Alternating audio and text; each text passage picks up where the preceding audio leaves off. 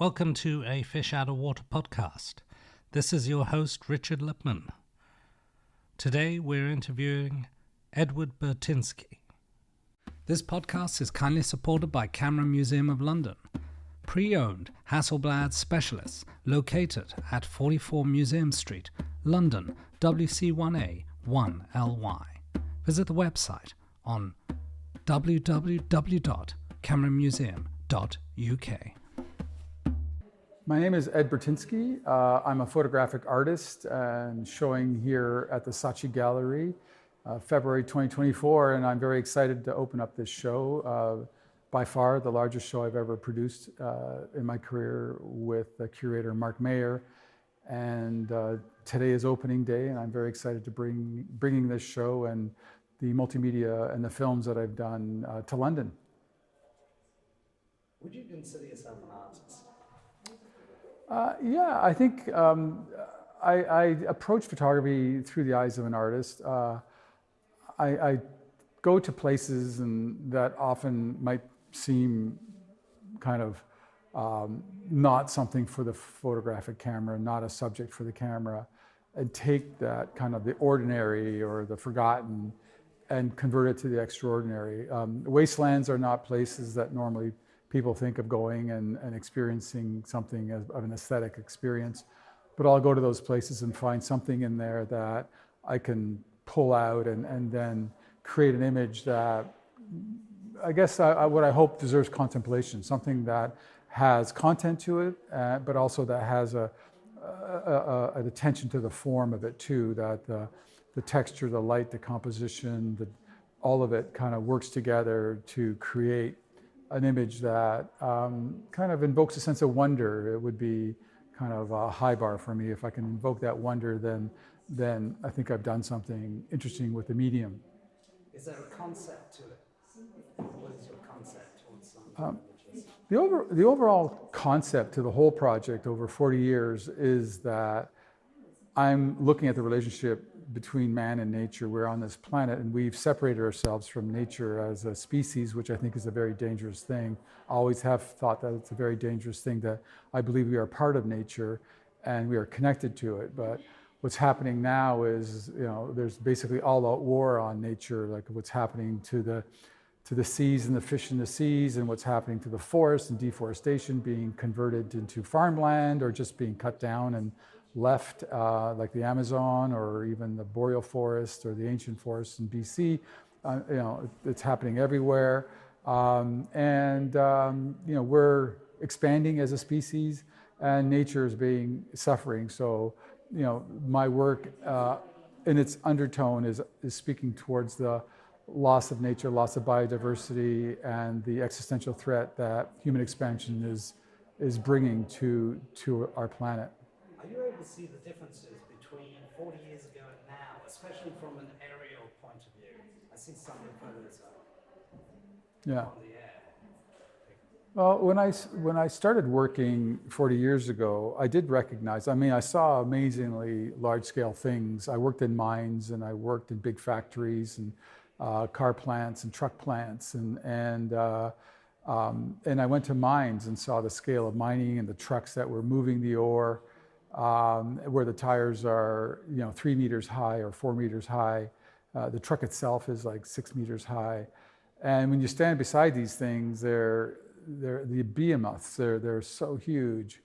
And now looking 40 years later, it's just gotten bigger. And I kind of knew that I was on that trajectory. I saw the human population growth.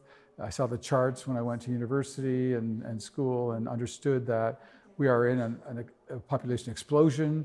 In fact, when I was born, there was 2.5 billion humans on the planet, and now there's over 8 billion. So in my lifetime, we've seen almost 6 billion people added to the planet. So there was something in the back of my mind saying, if I pursue the scale of human taking from the natural world, that over time, the world might meet me to see that this is something of phenomena that's occurred in the last 50 years that now threatens future populations. And yet Canada has about 40 million people in it. is one of the largest countries in the world. What's your take on the population? I mean, in Canada, we're a fairly small population of 40 million and one of the biggest land masses as a country in the world. A lot of it is tundra or not very easily inhabitable, but 85% of us live along the 49th parallel within 100 kilometers of the United States of America. So we are also 85% urban and only 15% rural. So we're largely an urban society. But we, like anybody else, are suffering from the effects of urban sprawl, transportation, even days where we have bad pollution. And also we're a resource country, so a lot of our resources are being hammered. Our forests are being deforested at incredible rates. So we also have things to do, work to do. Have you ever spoken to those people who run these corporations? Have they taken an interest in your work and ideas? Well, I'm often in conversation with corporate leaders, and I come at it not as an indictment, but I come at the whole project as we need to be sustainably minded, that we're still going to need things from nature. We're going to need nickel, we're going to need copper. If we're going to electrify and save the planet, it'll be a technological solution as much as a behavioral solution from us as citizens as well. But I don't see the corporations as enemy. I see them as part of the solution, that they need to do things that make it easier for us, the consumers, to do things. So if they make their products in a sustainable way, then we get the benefit of that too. I'm wondering whether any environmental activists like Greta Thunberg has taken an interest in your work, vice versa. No, I mean, I think Greta is a powerful force, and she has a way with words and to put the blame where it often belongs, and to put those in power on alert that she's watching and they're watching what we're doing. But I haven't had a direct connection with her. I'd love her to see the show at some point if she's here. I think she would find a lot of it interesting and in support of her way of thinking, which is we need to start to act in a responsible way to ensure a future. When you're taking a photo from up above, how do you know that it's the right moment? Is it planned? Yeah, most of my work now is planned because I'm renting helicopters or planes a lot, or drones, so I need to know what I'm after. I do a lot of research, and I have people in those countries often helping me in the research. I also would use Google Earth from time to time to look for locations that would be interesting for my work. It's a combination of things, and I think when I'm up there and shooting, I've been doing it long enough that I know I'm in the presence of something that has some visual heft to it that will translate as an interesting image, and something beyond an ordinary aerial image, something that almost feels like a painting or a canvas. Have there been any hazards or major challenges during the journey? I mean, every shoot has its challenges. Sometimes we run into problems where somebody doesn't want us to photograph something because I am touching on sensitive topics. But by and large, I haven't gotten into serious trouble. I've never been thrown in jail behind bars, but I've been detained and I've sat in police stations explaining what we're doing. But by and large, I usually have a very good team around me. I have fixers who know how to work with the local politics, and we've managed to stay away from any danger or incarceration. When you get up in the morning, what is your first thought? When I get up in the morning, Well, I tend to, if I'm in a shooting mode, which maybe 3 months out of the year I'm actually in the field shooting, it's a very different thing of what I get up. I'm usually thinking about, where am I going? What am I after? What are the conditions outside? What do I need to do and what do I need to prepare for?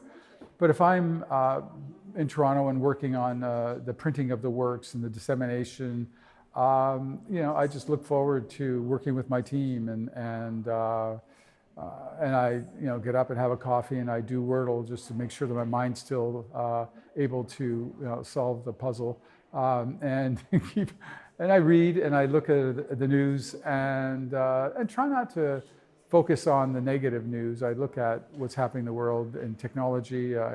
Of course, I'm interested in the environment, but I'm curious. I think I tend to wake up every morning trying to learn something about what's happening in our world. It's such a complex and fascinating time to be here, to be alive, and to watch what's happening as technology is exponentially expanding in front of us, and now AI, and I read a lot about that. So, trying to keep my eye on what's happening. Your prints are very intricate, and they've got a sort of feeling of canvas. How's the printing process done? Are you closely involved? Well, I do my own printing. I have my own lab that I started in the mid-'80s, and it's still functioning today. I've spent a lot of time being a printmaker, so I see myself very much as a committed printmaker. So the work I do, and that's what's interesting, is a lot of times, people see my work through a book or an article in a magazine or a newspaper or even on their phones, and I would say if you have only seen my work on a phone, you really can't understand it. I think I spend a lot of time to create works that demand being in the presence of the print itself, because it's a extended viewing experience. First you see the image, and then it allows you to go right up to it and put your face 6 inches away and look at the detail and see things in the image and discover things in the image that you wouldn't know. That's not possible on your phone, or that's not possible in a newspaper reproduction of the print. So in many ways, having an exhibition like this is what I work towards. This is my end goal when I work as an artist, to have these prints on the wall and to have the viewer experiencing them in the flesh. During your journeys around the world and in local locations, have you experienced any unusual phenomena? Unexplained? No. I mean, no, not really. I mean, it's a day like any other day. I don't, and when you're saying phenomena, I'm not sure. Like, These could be flying objects, for example, or things in the air that don't make any sense. No, I haven't really experienced anything that that I can't explain or I find inexplainable. Generally speaking, everything I've experienced seems to be of the reality that I'm expecting. Do you ever think about money and fame and sponsorship when it comes to your work? Well, I think I wouldn't be saying the truth if I didn't say I don't think about money, because in terms of making the work, that to be able to do this work and to get a crew and to make a film or to do anything and to make an exhibition like this, it does take resource, it does take funds. So I think any artist working has to actually still put a roof over their head and eat and be able to survive out there. So I don't search for fame. I mean, I know that I can help in the conversation about sustainability and become one of the foot soldiers in this incredibly Herculean task of trying to turn the human ship away from disaster. So I see myself as a small player in that field. These artworks, these photos here, are they for sale? Yeah. Yes, they are. Have there been moments where, for example, the picture behind you has sold, and where would it be put in practice, for example? Is there room? Do people have enormous homes or places to, I mean, who buys your art, for example? A variety of collectors, I think, buy my art. The murals I haven't sold a lot of. It's usually a corporate wall maybe that might be able to take one, or museums might be able to take one, but they are meant as their vinyls glued onto a wall. Generally speaking, if I have sold one, it's more of a licensing agreement so that I'll give them a vinyl to put up, and then they can take it down and then repay for it to be put up again if they would like it moved or something like that. So it is, but they're less sold. There are more people who buy the prints, and these are my biggest prints, and I have smaller ones too. Okay. I mean, how much do they go for? For example, different sizes have different prices, but they're in the above 10,000 range. Do you see visions of your world? Your work, for example, do you see visions of what you're looking for? For example, you see the vision before you've actually taken the picture. For example, days before. I do pre-visualize, what might be possible in a place, but often it takes getting there, because the different seasons and the different light at the different times of year might present differently. Sometimes I go to the same locations at different seasons, so I can get a different sense of that place, or different color palette in that place. But I also have an idea, but then I'm open to working directly with the subject, given what it's offering at the time, with the light that's available at the time. So I think photography very much is you have your intention, and then it's a kind of an experience where you have to find it, you have to move and navigate your way to the image. So it's a bit of an encounter experience where you have to be present and willing to respond to what you see to get the right light, to get the right feel. If Elon Musk or NASA were to give you a ticket to Mars to take photographs, would you go? If I would go to Mars to take photographs, I think no. First off, I don't know if there's anybody I like enough to be in a fuselage that's the size of a 747 for 6 months there and 6 months back, and then once you get there, I'm going to have to be in a breathing suit, and the whole environment can kill me. So I don't know. I mean, I think I'm too old for that. What are your favorite ways to work? My favorite way, I like all kinds of ways of working. I like working with teams, but I also really enjoy working by myself. During COVID, I had a chance to do a series around my neighborhood, just looking at nature, and I really enjoyed that. Just me, the camera, and once in a while I bring my dog along, and then I didn't, because I have to keep watching because he would wander away. But I like working with teams too, and the challenge of trying to create and solve a lot of problems. Just last 3 questions. Documentary. Your involvement in documentary, how important is that? Does that help with your work? Yeah, I mean, I've been involved with colleagues, Jennifer Basewell and Nick DePonsier, and we've made 3 films together. And I think they're powerful ways of telling the story. And it's a way of expanding my work as a stills photographer into film, and into bringing music and the emotional heft of film and documentary to it. And I think it's really added a dimension to the storytelling of what we're trying to say about humans' impact on the planet. Are there any films that have impacted you specifically? Yeah, I mean, there's many films that have impacted me. I loved Werner Herzog's Lessons of Darkness, where he went and filmed the fires of Kuwait. I think that was a really interesting film.